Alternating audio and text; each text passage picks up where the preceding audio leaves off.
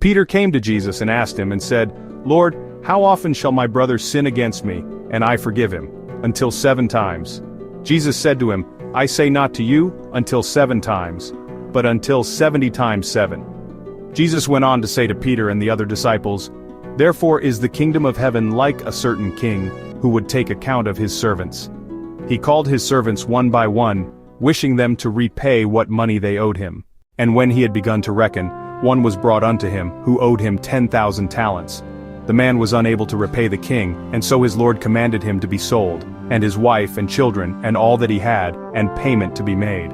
The servant therefore fell down and begged him, saying, Lord, have patience with me, and I will pay thee all. Then the lord of that servant was moved with compassion, and loosed him, and forgave him the debt.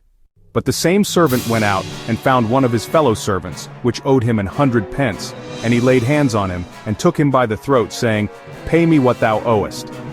And his fellow servant fell down at his feet, and besought him, saying, Have patience with me, and I will pay thee all. But the unforgiving servant would not allow him time to pay, but went and cast him into prison, till he should pay the debt.